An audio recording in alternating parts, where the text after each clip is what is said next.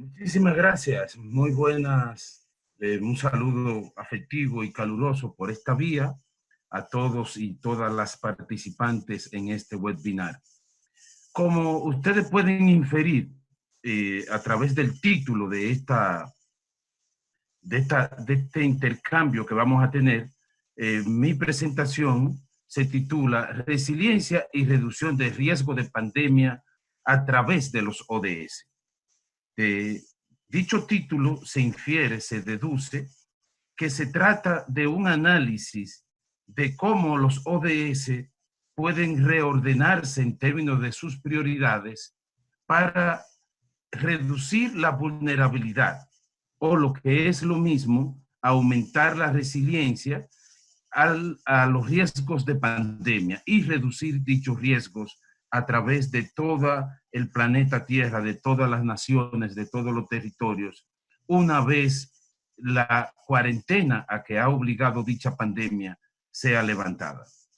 El propósito fundamental es compartir con ustedes un modelo, una metodología que hemos diseñado en UAFAN para aumentar la resiliencia y reducir los riesgos de un rebrote de una pandemia o lo que es lo mismo, enfermedades transmisibles, haciendo la salvedad de que una pandemia es una epidemia con un alto grado de propagación que afecta a un conglomerado en una proporción bien alta. Dicho esto, voy a pasar inmediatamente entonces al contenido de dicha presentación. El primer punto que quisiera compartirle a ustedes es el impacto del COVID-19 en los ODS. Definitivamente que una conclusión simple, sencilla, que se puede obtener del análisis de este fenómeno es que habrá un retraso significativo en la consecución de las metas de todos los ODS. De hecho, recordemos que se le ha denominado a este objetivo multinacional Agenda 2030, porque se supone que en el 2030 se habrán alcanzado una gran parte, pero no todos los objetivos, las 169 metas de los 17 objetivos. El COVID-19, dado el impacto económico negativo que ha tenido, va a retrasar la consecución de todas esas metas. Y nosotros podemos pensar y entenderlo fácilmente si pensamos en dos de esos objetivos. El fin de la pobreza, el objetivo 1, y el 8, trabajo decente y crecimiento económico. Todos los pronósticos que hay hasta ahora son de una aceleración significativa de los niveles de pobreza, lo que hemos llamado en otros escenarios los riesgos de recaída en la pobreza. Es decir, todas las personas que han perdido sus empleos y que estaban por encima de la línea de pobreza, ahora bajan de esa línea y caen nuevamente en la pobreza. La cuarentena ha obligado a los empleadores a suspender una gran parte de su nómina y el ingreso y la producción en todos los países del mundo que se vieron obligados a asumir cuarentena está sufriendo una caída significativa. Si adicionalmente tomamos en cuenta el impacto indirecto de esto, estamos hablando de que con menos recursos, tanto públicos como privados, habrá menos oportunidades o menos capacidades de invertir para alcanzar las metas de los ODS. De eso no hay ninguna duda. El debate a nivel internacional entre los expertos apunta a un consenso total sobre el impacto del COVID-19 en la consecución de las metas de la Agenda 2030. Lo que nosotros hemos planteado, lo que estamos trabajando, lo que estamos proponiendo, es entonces una reorientación en las prioridades de estos objetivos y de estas metas para lograr una mayor resiliencia y un menor riesgo de que otra pandemia vuelva a reducir otra vez las posibilidades de alcanzar los ODS y el desarrollo sostenible. Vamos a la próxima.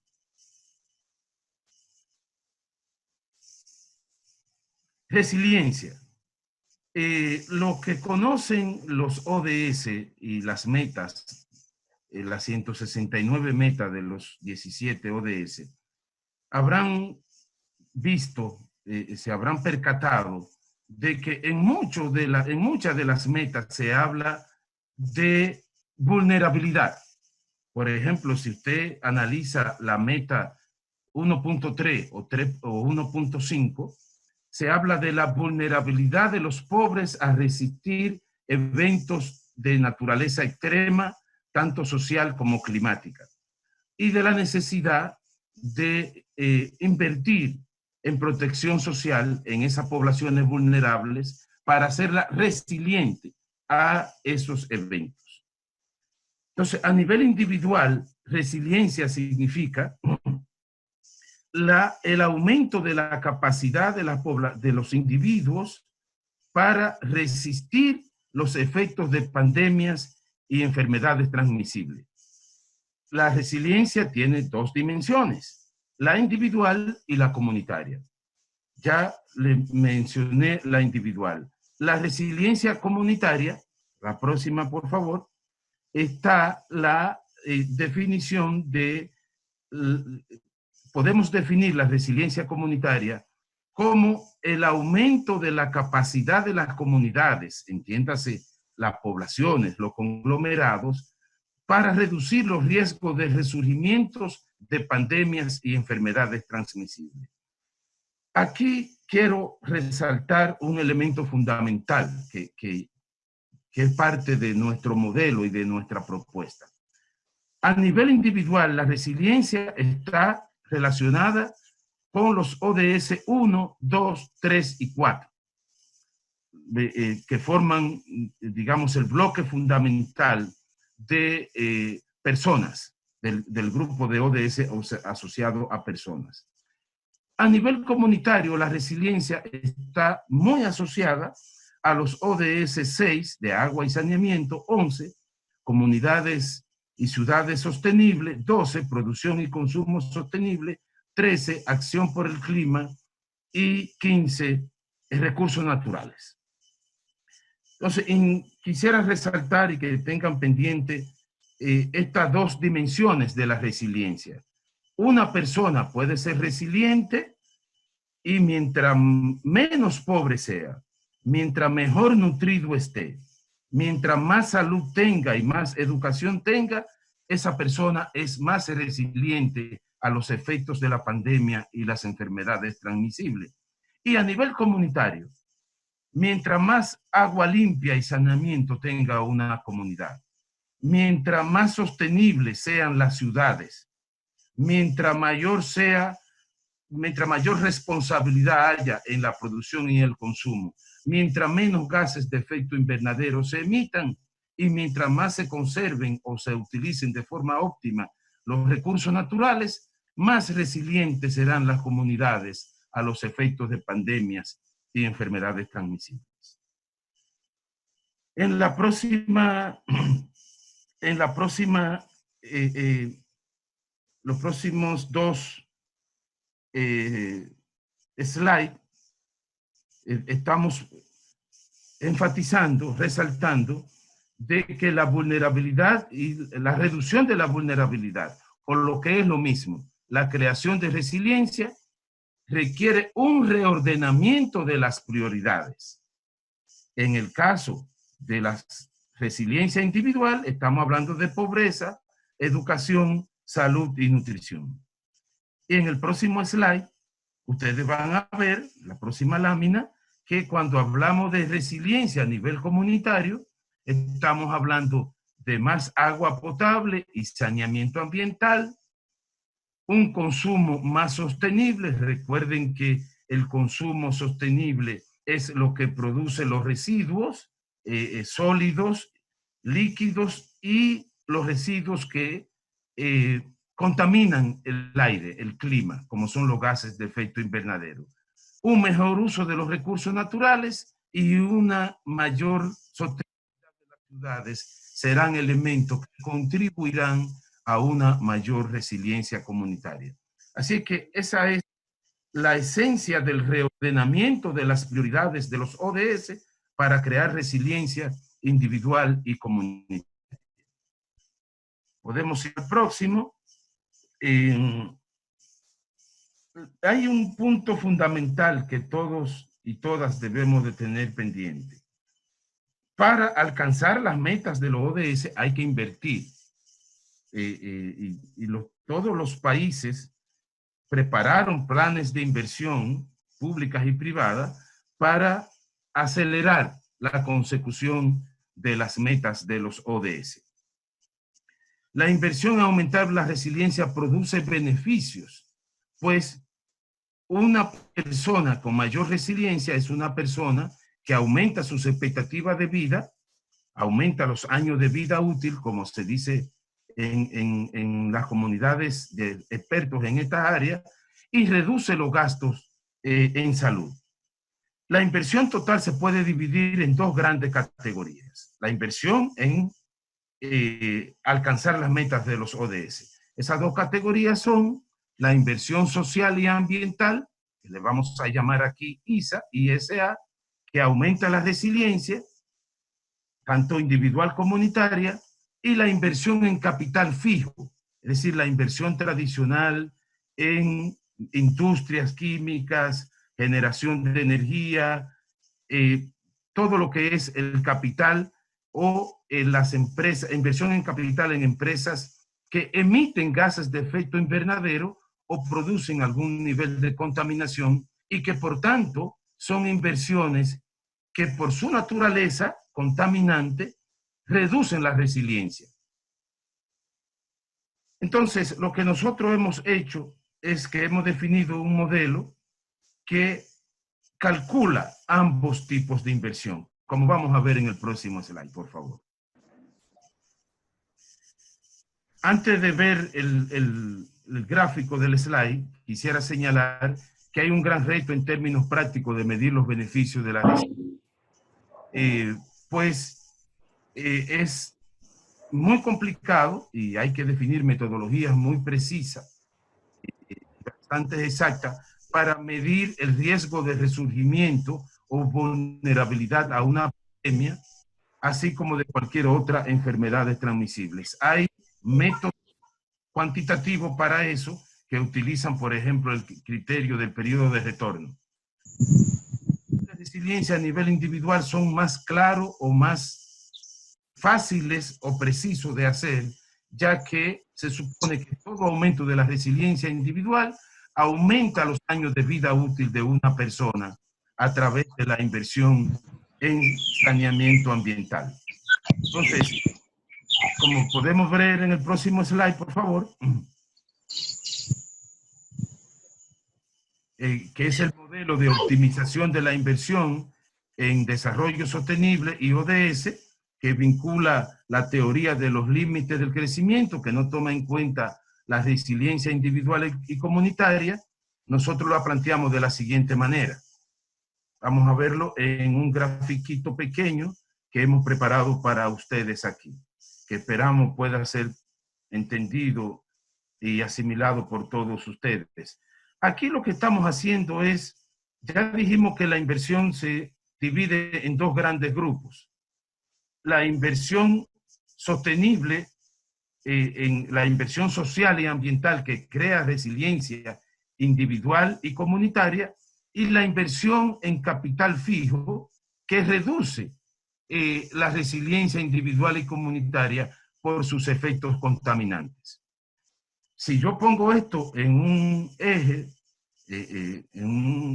de abscisa y coordenada y mido el beneficio en el eje vertical y la inversión en el eje horizontal, voy a tener que la representación de la inversión social y ambiental es una curva de pendiente positiva, con una pendiente positiva muy pronunciada, que depende de los efectos de la inversión social y ambiental en producir resiliencia. Porque recuerden que estoy midiendo los beneficios de la resiliencia en el eje vertical. A su vez, la inversión en capital fijo, que reduce la resiliencia por sus efectos contaminantes, va a tener una pendiente negativa.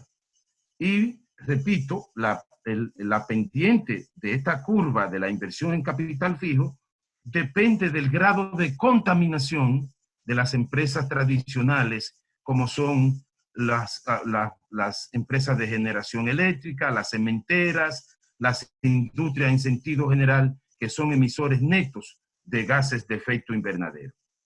En el punto de equilibrio, en donde se intersectan ambas curvas, estaríamos hablando entonces de una combinación óptima de la inversión en desarrollo sostenible. Por debajo de ese punto de equilibrio, cualquier combinación, fíjense ustedes que por debajo del punto de equilibrio, la inversión en capital fijo siempre es mucho mayor que la inversión social y ambiental.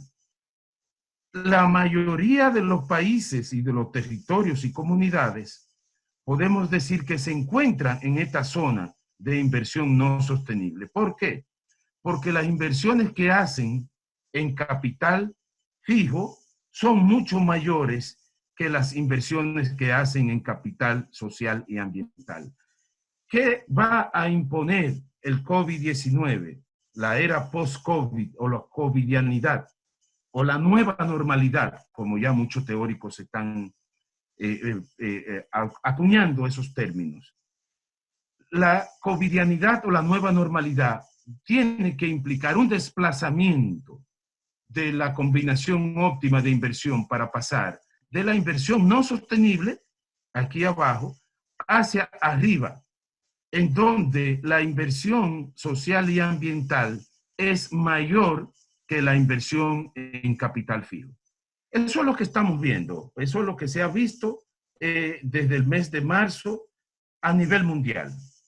Los gobiernos han aumentado la protección social, han transferido recursos enormes en subsidio hacia las poblaciones más vulnerables, han invertido en saneamiento y en descontaminación. Y ese es el tránsito desde aquí abajo, en la inversión no sostenible, hacia arriba en la inversión sostenible, en la que la inversión social y ambiental es mayor que la inversión en capital fijo.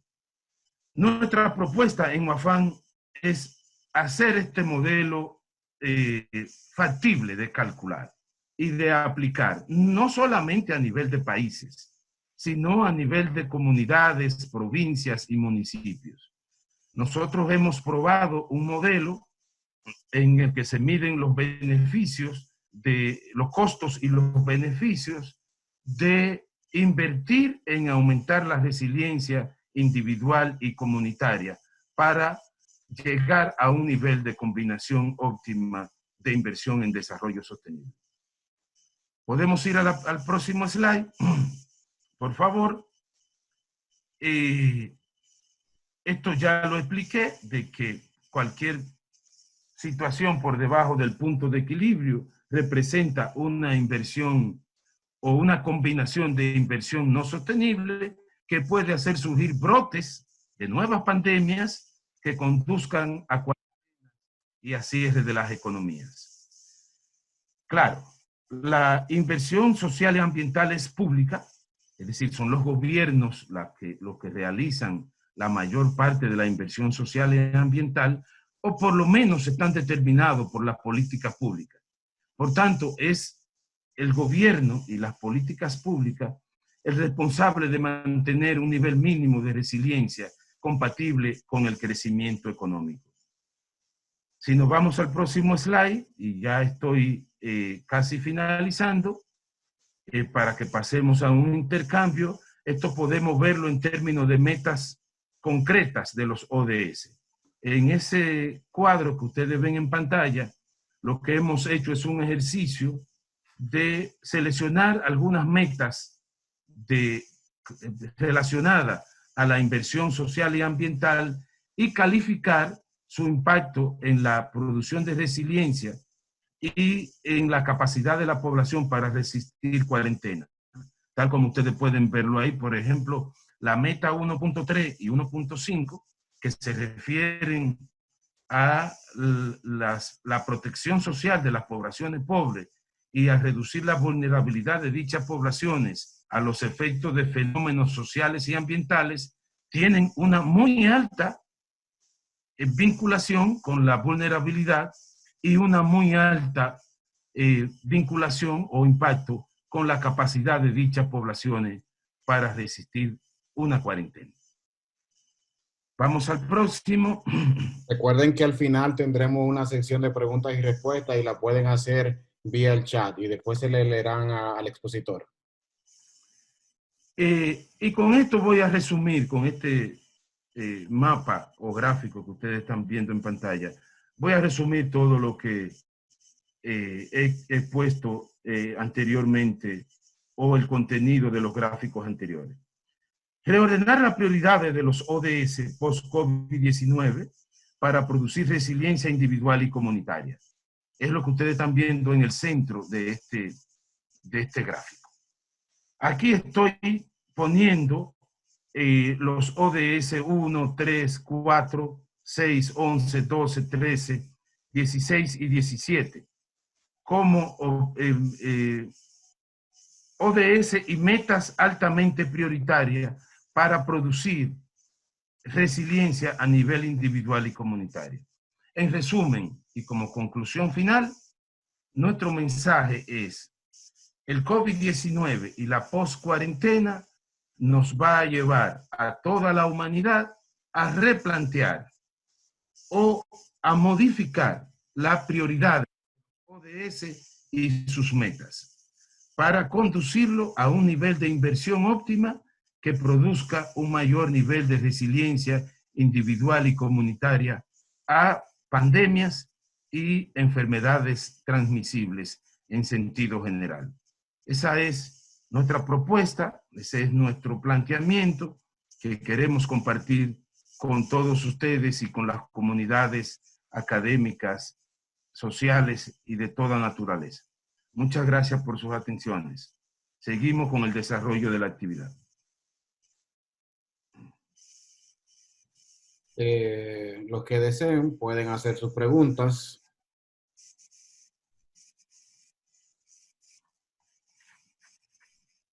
¿Alguien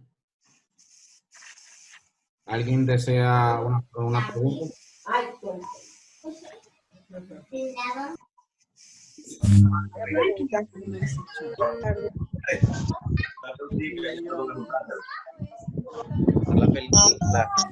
Se enviarían al chat, ya se han enviado algunas. Voy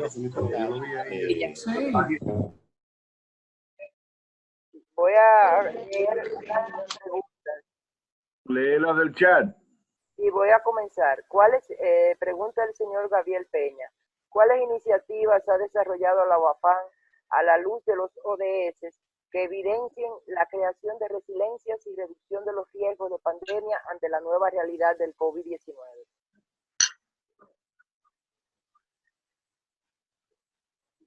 Don Rolando. Paso a contestar esa primera pregunta. Lo que nosotros hemos hecho es que el modelo que tenemos diseñado, estimado y calculado, se hizo en un primer nivel nacional. Entonces, estimamos los costos de la cuarentena base a los ingresos perdidos por la población laboral suspendida. Y eso lo comparamos con los beneficios de la cuarentena. Es decir, la cuarentena tiene un costo, que es la pérdida de ingreso, la pérdida de producción, la pérdida de crecimiento económico en sentido general. Pero también la cuarentena tiene un beneficio, que es la reducción de la propagación del virus, que a su vez reduce la mortalidad de los infectados. Ese beneficio es un aumento o el costo de la mortalidad de personas infectadas es el beneficio de la cuarentena, porque ese costo se evita con la cuarentena. ¿Qué es lo que estamos haciendo? Para contestar con más precisión a esa pregunta, estamos llevando esa cuantificación a nivel de los territorios y comunidades en República Dominicana, ¿verdad? Cuyo población sufrió en mayor intensidad los efectos de la pandemia. En República Dominicana hay provincias y territorios cuya tasa de contagio y cuya velocidad de propagación del virus duplica al promedio nacional. Entonces, es a nivel de esas comunidades, de esas provincias, de esos territorios, en donde hay que priorizar la inversión en creación de resiliencia individual y comunitaria. ¿Ok? Bien, prosigo con la siguiente pregunta. Pregunta Kenia Carranza. ¿De qué manera los gobiernos deben reorganizar su inversión, atendiendo la pandemia y apostando al desarrollo sostenible del país? Muy buena pregunta, porque en el modelo nosotros estamos agregando la inversión en un total de 10 ODS. 4 de personas y los restantes 5 del grupo de planeta y prosperidad. ¿Ok? Pero ¿qué pasa? Que la inversión en los ODS relacionados a personas, en las metas de los ODS relacionados a personas, entiéndase, reducir la pobreza, aumentar los niveles de nutrición de la población, aumentar los niveles de salud y de educación de esa población, tienen un mayor impacto en creación de resiliencia que las demás inversiones. Entonces, en la práctica lo que hacemos para contestar con precisión a esa pregunta es que priorizamos, debemos de priorizar las inversiones en ODS a través de parámetros de cálculo de rentabilidad de la inversión, como por ejemplo la relación beneficio-costo, para primero invertir en los proyectos que tengan el mayor impacto en producir resiliencia individual y comunitaria. Es decir, no todas las inversiones producen el mismo impacto en la producción de resiliencia. Las inversiones entonces tienen que programarse para primero llevar a cabo las que tienen el mayor impacto en la producción de resiliencia. Y eso es totalmente factible. Bien, siguiente pregunta. Fabiola López. ¿Cómo se puede estimular a los países para considerar esta propuesta? Eso es más difícil de contestar. Pero yo creo que post-COVID-19, en la nueva normalidad o en la covidianidad, me imagino que muy pronto, muy rápido, los organismos internacionales, las Naciones Unidas y el PNUD van a llamar nuevamente a una conferencia mundial, porque no cabe ninguna duda de que lo que estamos planteando aquí es inevitable. Una reorganización, una revisión de las prioridades de los ODS. Entonces serán esos organismos internacionales, Naciones Unidas, el PNUD, a mi entender, quienes estimularán a los países a revisar sus prioridades y sus planes nacionales. Recuerden que en todos los países existen planes del sector público, planes plurianuales, planes de inversión pública. Todos esos planes a nivel de todos los países van a ser revisados. Yo creo, mi pronóstico personal es que en el transcurso de este mismo año. Seguimos. Pregunta Ley. ¿Cómo las organizaciones sin ánimos de lucro pueden aportar a crear resiliencia individual y comunitaria sin crear asistencialismo? Excelente, muy buena pregunta. Porque el asistencialismo puede ser enemigo de la lucha para lograr el desarrollo sostenible y los ODS.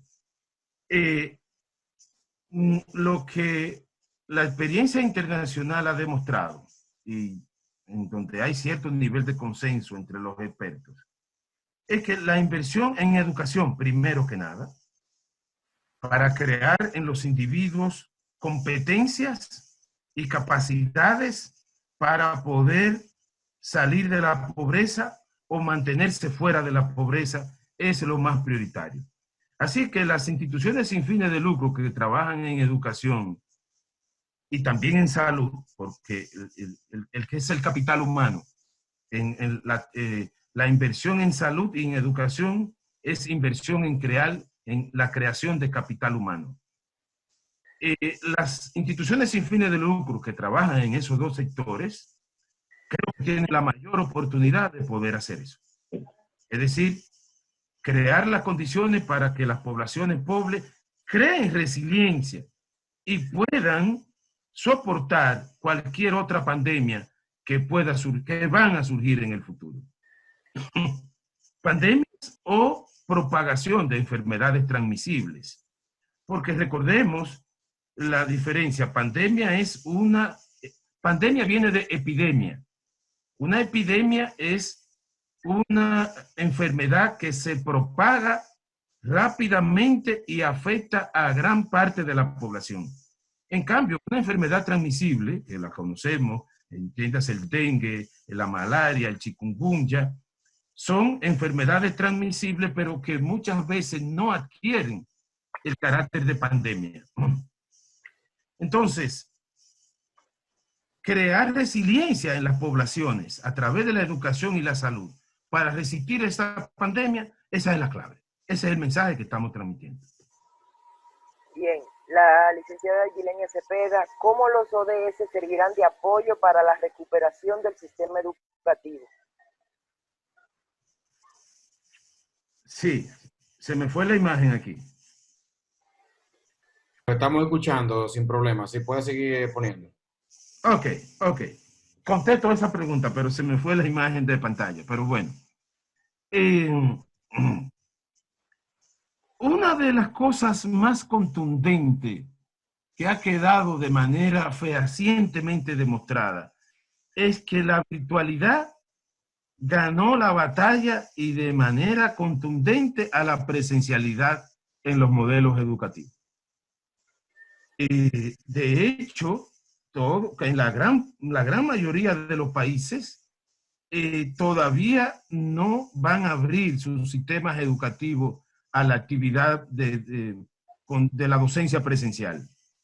La docencia va a seguir siendo virtual por unos largos meses todavía. El gran reto para mí es cómo hacer que la virtualidad, los sistemas educativos basados en la modalidad virtual, garanticen la calidad de los aprendizajes que requiere la educación para el desarrollo sostenible. Hay un debate a nivel mundial también muchos teóricos de la educación consideran que la virtualidad no garantiza la calidad de la educación, no garantiza los aprendizajes, la adquisición de las competencias que necesitan los alumnos. Así que yo creo que el gran reto de la educación es demostrar ahora que la virtualidad sí puede garantizar educación de calidad. Bien, la señora Fabiola López expresa, soy de Chile y en mi país casi no se han desarrollado acciones de apoyo a las personas más vulnerables. Solo bonos, pero se ha protegido más a los empresarios. Más que una pregunta, es un aporte. Kenia Carranza, en cuanto al ODS número 4 de educación, ¿cómo se puede reducir el impacto en la educación de los países?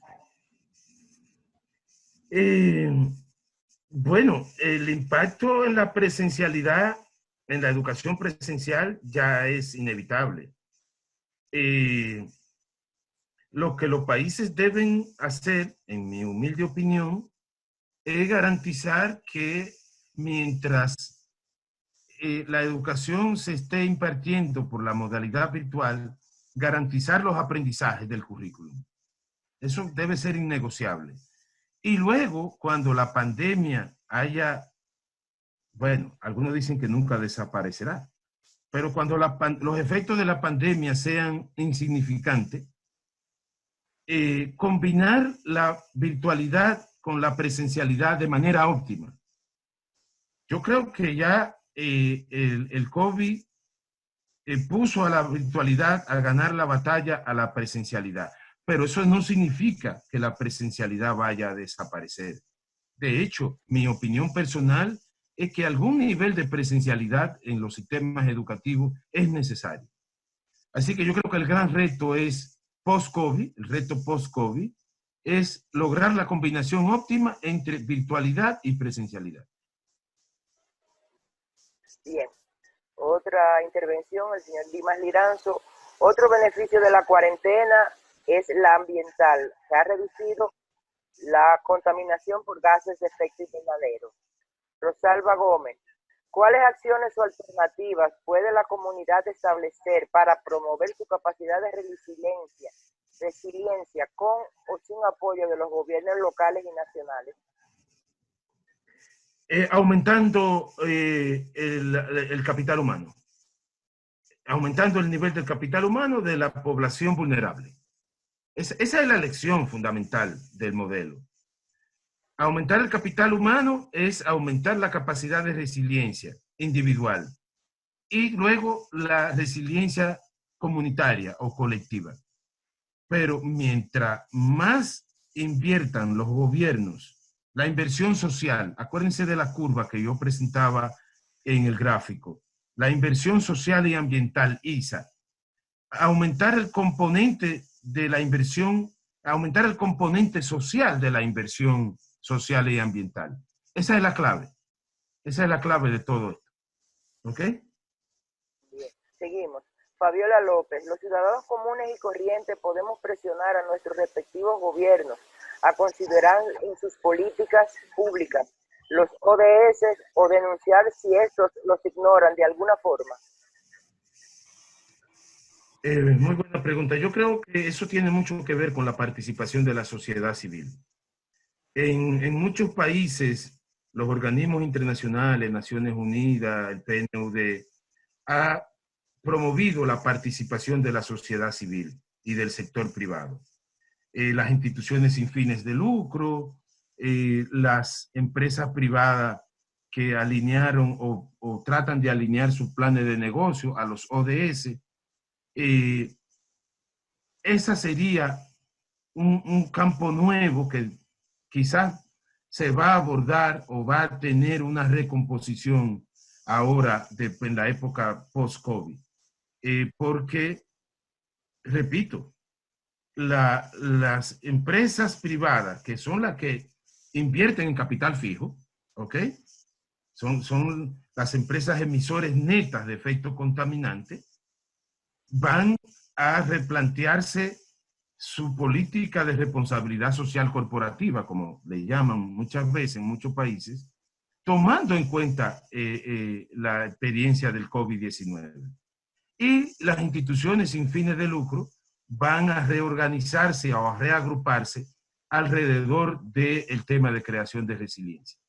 Ese es el pronóstico que yo hago. Bien, la doctora Xiomara Fernández, como habrá un retraso en la agenda, ¿qué tanto en términos de años esto significaría? Es muy difícil de responder. Bueno, antes del COVID-19 ya estaba claro que en el 2030 no era posible alcanzar las 169 metas de los 17 ODS. ¿Y qué fue en qué era que estábamos antes del COVID entrar de lleno? Estábamos en prioridades, estableciendo prioridades, porque ningún país del mundo iba a alcanzar las 169 metas en el 2030, antes del COVID. Entonces, el COVID nos tomó en ese proceso de priorizar. Pero ahora esa priorización que ya estaba hecha va a tener que ser revisada. Entonces, no será la Agenda 2030, mi querida amiga. Debería ser la Agenda 2040, no sé, o quizá un poquito más. Ok. Marixa Estrella, ¿cree usted que ante el impacto del COVID-19 los ODS y las metas planteadas en los mismos deberán replantearse? La meta planteada y los... ¿Cree usted que ante el impacto del COVID-19 los ODS y las metas planteadas en los mismos deberían replantearse? Totalmente, totalmente, totalmente. A lo que vamos es, y mi pronóstico es que eso sucederá en este mismo año, a lo que vamos es a una altísima priorización de las metas de los ODS relacionados con la inversión social y ambiental.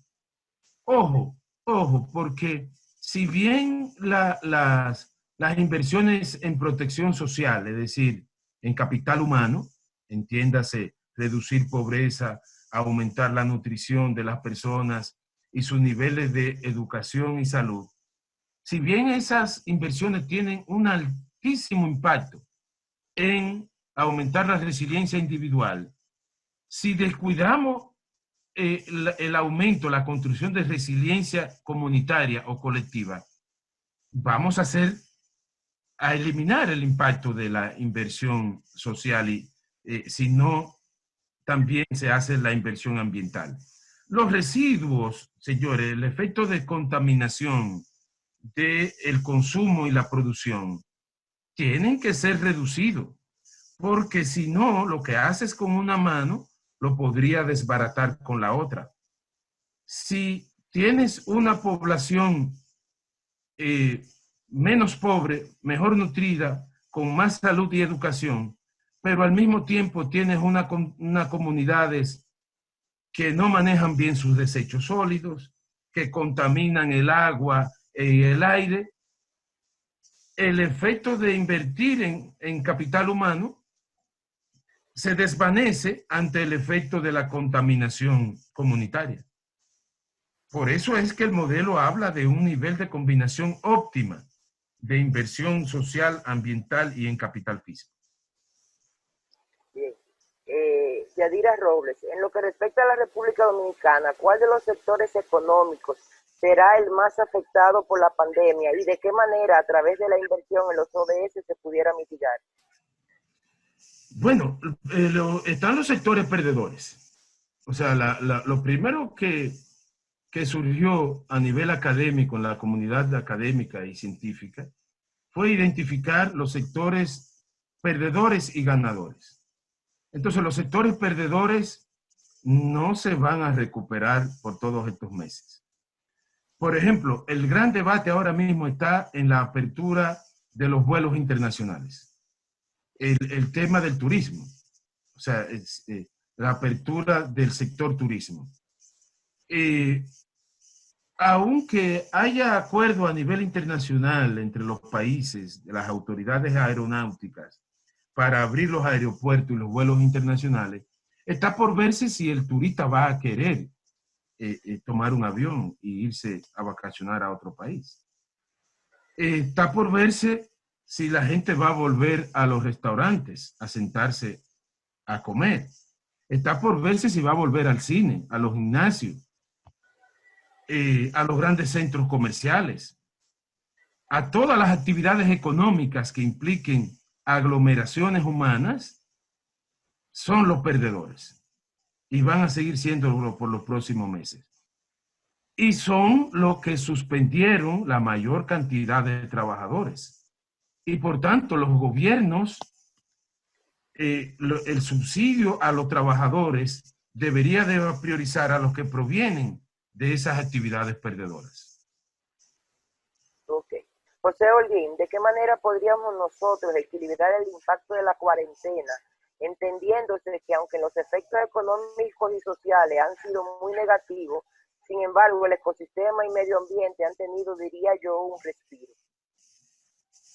Sí, ese efecto se ha difundido mucho, de que la cuarentena, al reducir las actividades de producción, transporte, consumo eléctrico, disminuyó significativamente las emisiones de gases de efecto invernadero. Pero hay un asunto muy importante. el que disminuya temporalmente el nivel de emisión no significa que el nivel de concentración de CO2 en la atmósfera haya disminuido. Estamos hablando de 450 partes por millón. Y para que la paralización humana reduzca esa concentración de gases de efecto invernadero en la atmósfera, debe de haber una cuarentena, no de meses, debería ser una cuarentena de varios años. Así que no, sin dejar de quitarle mérito, no se puede sobreestimar el efecto de la cuarentena en el medio ambiente. Creo que eso es un error. Seguimos. La doctora Xiomara Fernández. ¿Esta reorganización de prioridades implicaría un aumento o una disminución del número de los ODS desde su perspectiva? Totalmente de acuerdo. Yo creo que sí. Uno de los grandes debates que tuvimos en el 2013, 2014 y 2015 a nivel mundial es que se criticó muchísimo eso de 17 objetivos.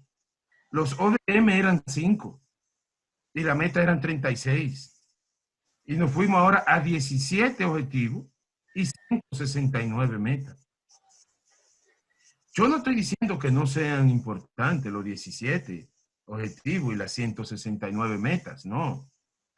Pero se vio rápidamente antes del 2020, ya en el 2018, 2019, el año pasado, estaba clarísimo que ningún país del mundo iba a alcanzar los 17 objetivos y las 169 metas. Entonces, esa evidencia demostró de manera contundente, de manera fehaciente, que no había que poner tantas metas y tantos ODS. Es mi opinión. El señor Tony Núñez, para la toma de estas acciones necesita mucha planificación e inversión. Entonces, ¿a quién correspondería esta inversión? Muy buena pregunta del profesor Tony Núñez. La planificación de la inversión es una función del gobierno. Los lineamientos, el plan de inversión. Todos los gobiernos tienen planes anuales o plurianuales de inversión pública y planes plurianuales de la gestión del sector público con lineamientos o carácter indicativo, se dice en teoría, para el sector privado. Ahora, hay inversiones que, por ser externalidades positivas, siempre tienen que ser inversiones públicas. La inversión, por ejemplo, en agua y saneamiento, tiene que ser preponderante una inversión pública. La regulación de la contaminación ambiental es un asunto del interés público, del sector público. Ahora, los planes de inversión del gobierno o la política pública en sentido general tienen que fomentar la inversión del sector privado en el desarrollo sostenible. Y ahí está el gran reto ahora en la época post-COVID o en la nueva normalidad o covidianidad. Bien. Humberto Checo, excelente, Rolando. ¿El modelo considera un escenario sin COVID o de convivencia con las pandemias? De convivencia, porque de lo que estamos partiendo es de que, señores, vamos a poner las cosas claras. Nunca la humanidad debió suponer o debió actuar como si no existieran riesgos de pandemia. Y la humanidad no va a poder, cuando llegue la vacuna contra el COVID, será otro virus, surgirá otro virus.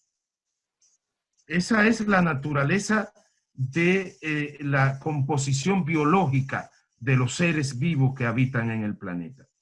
Y eso tiene mucho que ver también con el medio ambiente y el cambio climático, pero no me quiero meter ahí. Entonces, lo que el modelo pretende es reducir el riesgo de que una pandemia infecte masivamente a una población que la tenga que llevar a una cuarentena, mi querido amigo. Bien. Dayahed.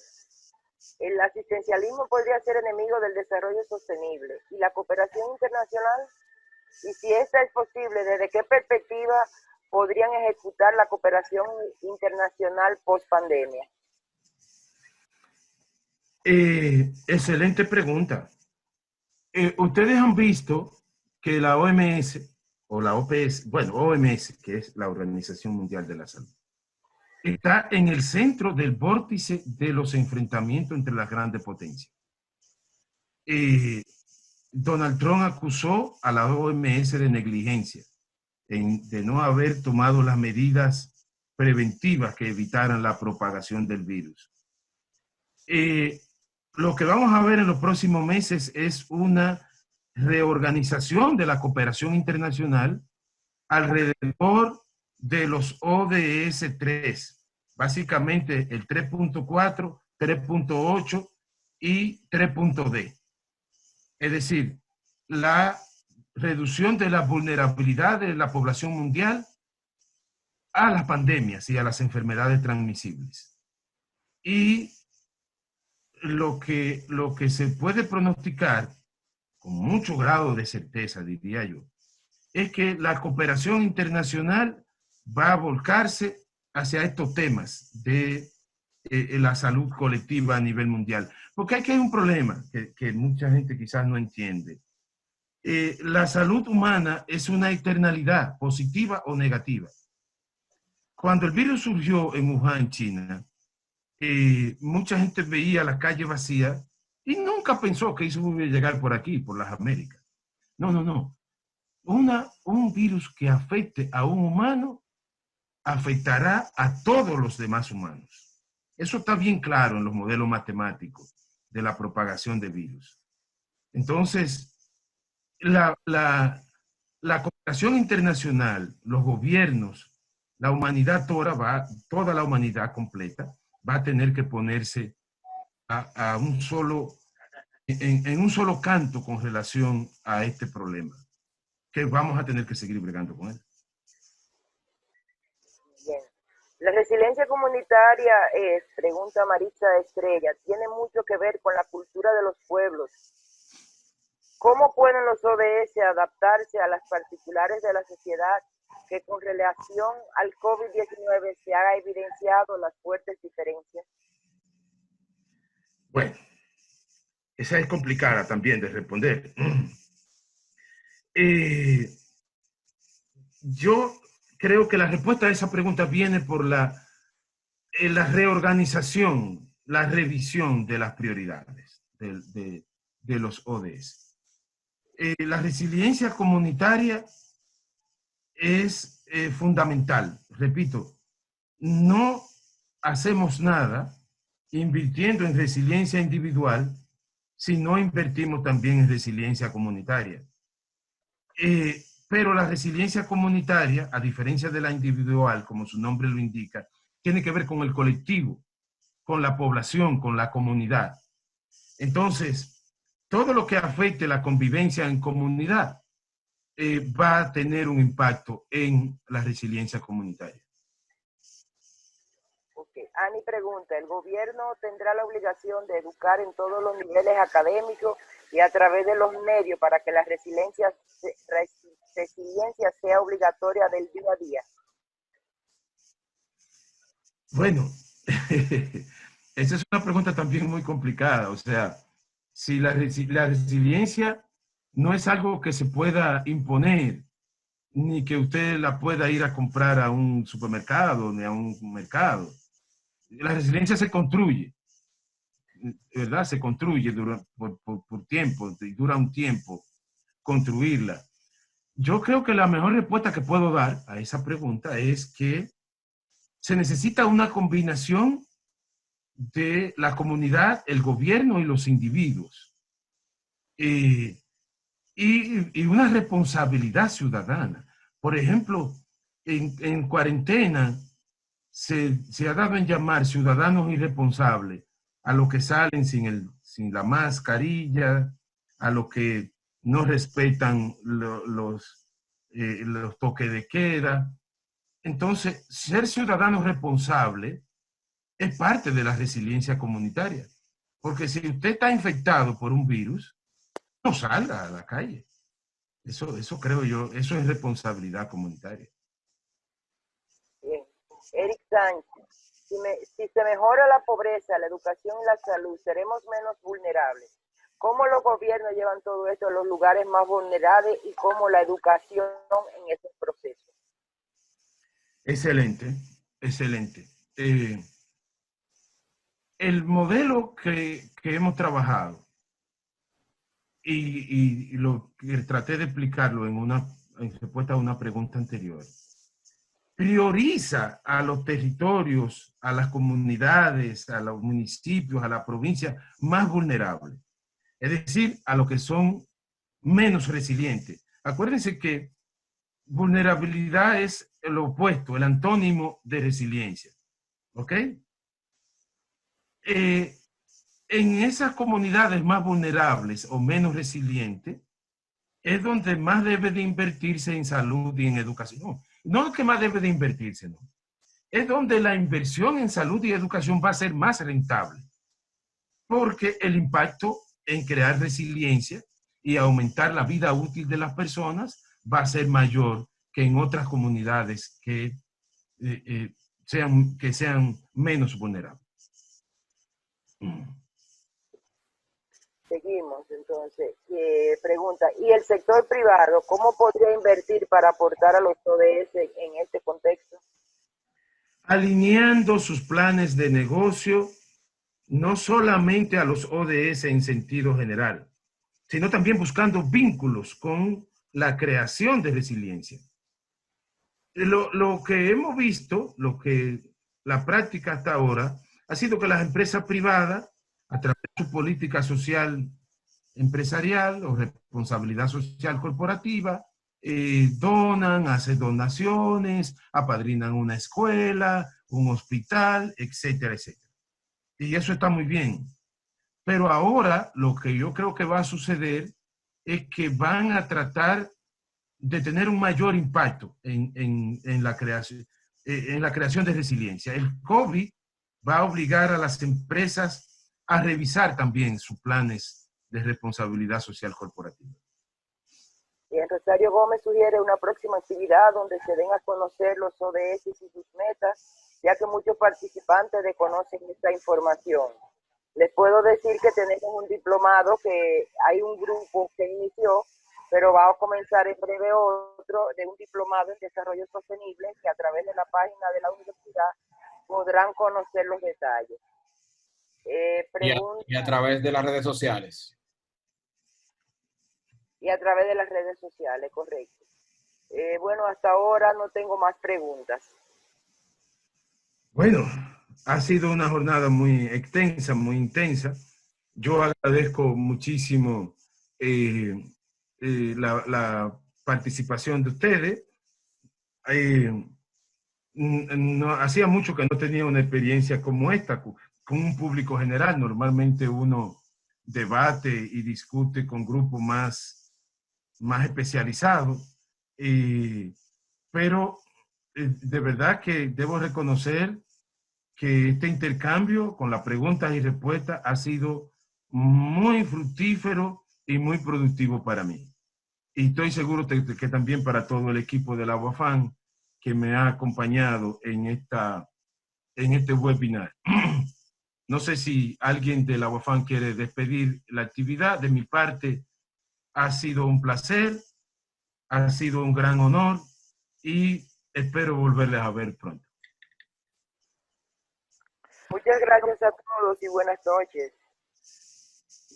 Bueno, como habíamos acordado que este webinar era de 1 hora, ya excedimos con 30 minutos, no vamos a abusar de los participantes. La UAFAN agradece infinitamente su participación y su interés de conocer el enfoque de la UAFAN en relación a la vinculación del COVID-19 con los objetivos de desarrollo sostenible. Cualquier otro detalle, cualquier inquietud, a través de nuestras redes sociales pueden contactarnos y con gusto atenderemos cualquier requerimiento que venga de cada uno de ustedes. Muchas gracias. Buenas noches. Muchas gracias. Buenas noches.